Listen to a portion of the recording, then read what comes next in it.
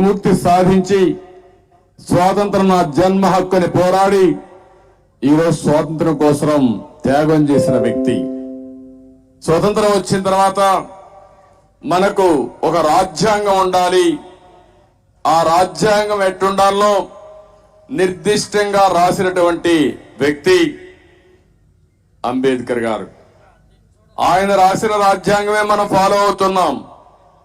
ఇక్కడ ఉండే సర్పంచులకు అధికారం ఉన్నా, ఎమ్మెల్యేలుగా మాకు అధికారం ఉన్నా, ముఖ్యమంత్రిగా ముఖ్యమంత్రికి అధికారం ఉన్నా, ప్రధానమంత్రి గాని ప్రెసిడెంట్ ఆఫ్ ఇండియా గాని అధికారాలు ఎవరెవరికి ఉండాలో ఏమేమి ఇవ్వాలని ఇచ్చింది భారత రాజ్యాంగం. ఆ రాజ్యాంగం రాసింది అంబేద్కర్ గారు. మూడో వ్యక్తిని తెలుగు వారి ముద్దు బిడ్డ, తెలుగు జాతి గుండెల్లో శాశ్వతంగా ఉండే యుగ పురుషుడు నందమూరి తారక రామారావు గారు. తెలుగు వారి ఆత్మ గౌరవాన్ని ప్రపంచం మొత్తం చాటి చెప్పారు. అలాంటి వ్యక్తుల స్ఫూర్తిగా వారికి నివాళులర్పించిన తర్వాత మీటింగ్ స్టార్ట్ చేశాం. అంటే ఇది తప్పు అని అడిగిన దానికి ముత్యాలపైన వేటుపడింది. అంటే ఇంకెవ్వరూ మాట్లాడడానికి వీలు లేదు. అంటే మీరంతా కూడా, మీరే కాదు, ఈ రాష్ట్రంలో ఉండే ప్రజలంతా బానిసల. ప్రజాస్వామ్యం ఎవరైతే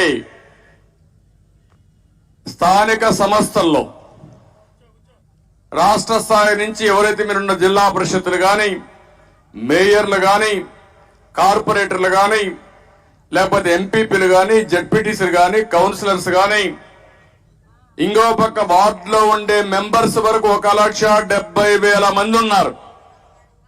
ఈ 1,70,000 మంది ఈ ప్రభుత్వానికో జగన్మోహన్ రెడ్డికో బానిసలు కాదు. మీరు ప్రజా ప్రతినిధులు, ప్రజలు ఎన్నుకోబడ్డ ప్రతినిధులు తప్ప ఎవరికి బానిసలు కాదని మరొక్కసారి మీ అందరికీ స్పష్టం చేస్తున్నా. ఆ విషయం మీరు గుర్తుపెట్టుకోవాలి. వ్యవస్థల్ని కాపాడుకోవడానికి త్యాగం చేయాలి.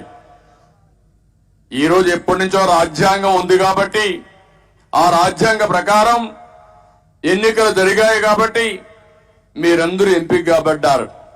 రేపు ఇదే జరిగితే ఇంకా మీరెవరు ఉండరు, ఎవరిని కూడా ఉండేరు.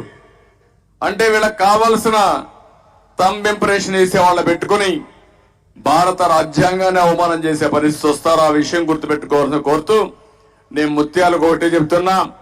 మీరు బాగా మాట్లాడారు. మాట్లాడడం కాదు, మీరు కూడా మెంటల్ గా కూడా ఆలోచించుకున్నారు. అవసరమైతే పార్టీ కంటే ముఖ్యం నేను నమ్ముకున్న ఈ స్థానిక సంస్థలని గట్టిగా మాట్లాడి మీకు మనస్ఫూర్తిగా అభినందిస్తున్నా. ఇక్కడనే మీరు చూశారు శ్రీమతి అమర్జాన్ బేగ్. ఆ అమ్మాయి ఎంత స్పష్టంగా మాట్లాడింది చూశారు. 58 సంవత్సరాల నుంచి వారి కుటుంబంలో సర్పంచ్ గా ఉన్నారు.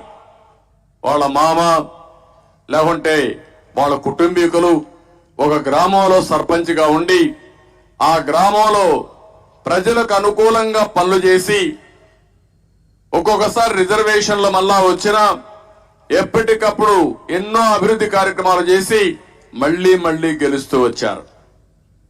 అలాంటి ఓసారి మనం చెప్పుకుంటాం మాది సర్పంచ్ కుటుంబం అని. అది మీకు అందరికీ గర్వ కారణం.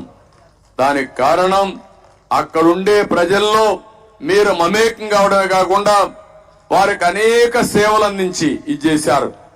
ఆ అమ్మాయి చెప్పినట్టు నేను ఎప్పుడైనా ఏ మీటింగ్కి వచ్చినా నా పక్క కుడి పక్కన ఎవరు కూర్చున్నారో చూసిన తర్వాత కంపల్సరీగా ఆ గ్రామ సర్పంచ్ కూర్చోవాలి. ఏ పార్టీ వాడైనా సరే వాళ్లే కూర్చోవాలని ఒక నిబంధన పెట్టుకొని పనిచేశాను. ఇప్పుడే ఒక ఆడబిడ్డ చెప్పింది, సర్పంచ్ పేరేయకుండా మాజీ సర్పంచ్ పేరేసుకోవడం. ఇది ఎక్కడ చోద్యం నాకైతే అర్థం కావడం లేదు. సర్పంచ్ అనేవాడు రాజకీయ